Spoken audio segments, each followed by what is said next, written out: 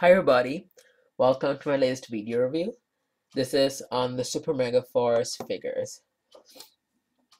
So as you can see, they all look really nice together because because of the extra inch, they don't look too tiny and they actually look good together. So let me show you close-ups. So this is what they look like. As you can see, they're highly detailed. They didn't leave anything out. Even when you look at the back, I'll try to see if I can show you guys the back of these figures without messing anything up. Like, as you can see, the back of these figures are actually painted and nicely done as opposed to previous figures. Like, let me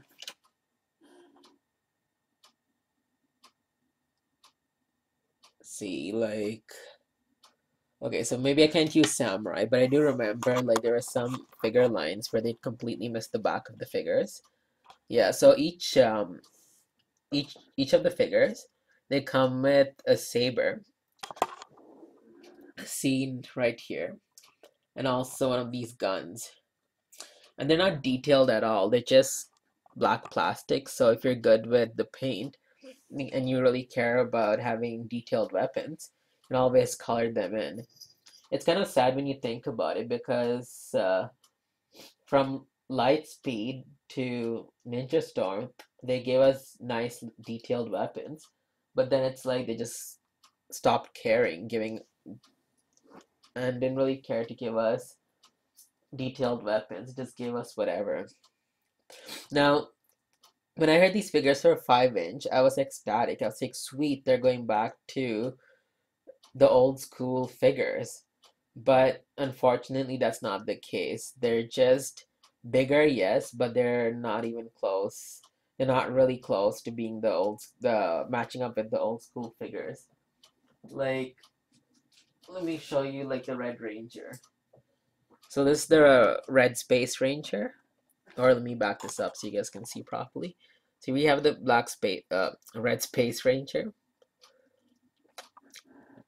Here's the Super Megaforce Red Ranger close. So you can see the Red Space Ranger does tower over him by a bit. Like the top of his head is just right there, so you guys can see like where everything lines up. And then when you put in a 4-inch figure, the Megaforce Ranger figure, he's even more smaller, so you can kind of tell the height difference right there. Let me see if I can give you a front. In this camera, it actually looks like he's the same size as the Space Red Ranger, but really the Space Red Ranger is bigger and there is quite a bit of a difference. And let me try to put them side to side so you guys can see. Let me like lower his arms.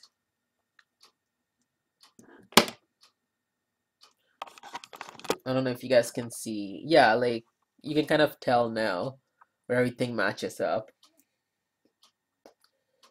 So that's this height difference. So I'm guessing the classic figures we used to get were probably 5.5 or 6 inches.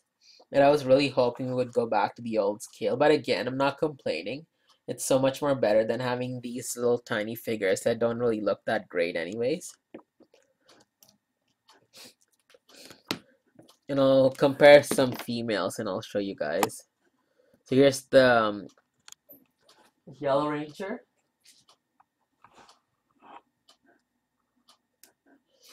Just side by side with the Yellow Space Ranger. And the Megaforce Yellow Ranger. As you can tell, there's quite the height difference. The Space Yellow Ranger towers over her. And if you were to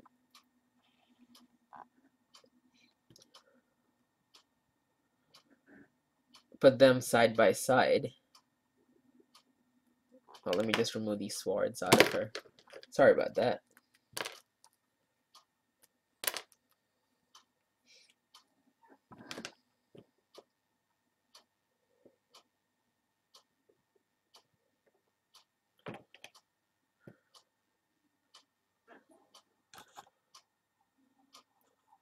as you can see, there is quite of a height difference right there. So the Megaforce Rangers live in between the classic figures and the 4-inch figures. So yeah, that's what they look like.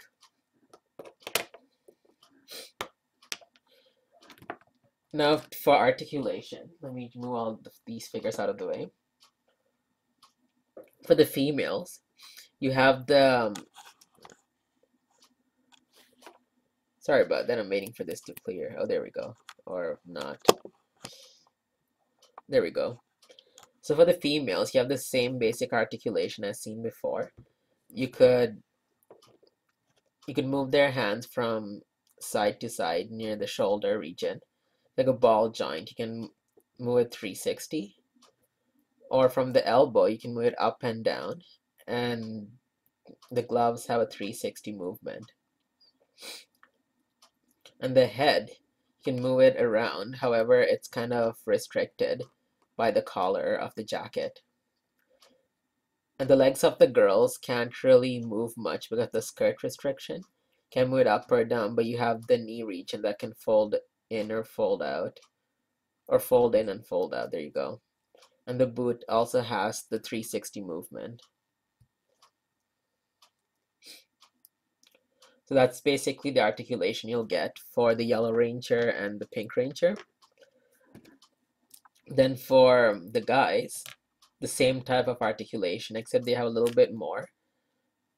As with the legs, you can move the legs a little bit more because it's not as restricted, but still is as far as moving them up to the moving them forward or back goes because of the jacket pieces right here.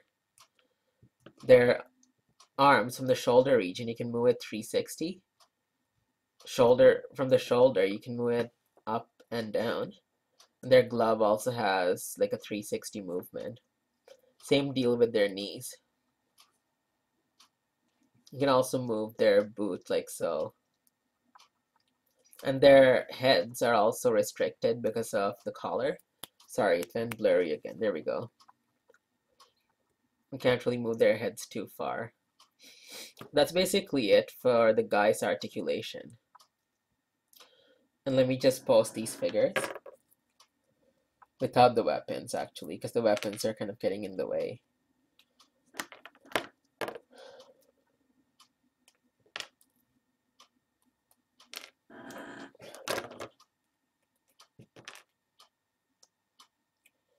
Overall, if you can't afford the Gokage figure arts of these figures, I would totally say like go for these figures because they're not a bad substitute. I mean, after all, you're getting a $10 figure for that's like nicely detailed. And it's affordable versus a $50 figure, or I don't know however much those figure arts are going for. I'm trying to like post these figures properly so I can move on.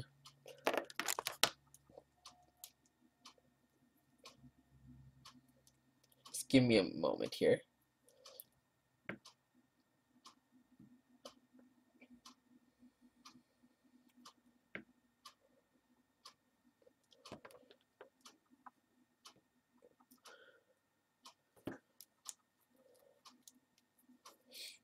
One of my little gripes here, actually talk about my pros and cons right here.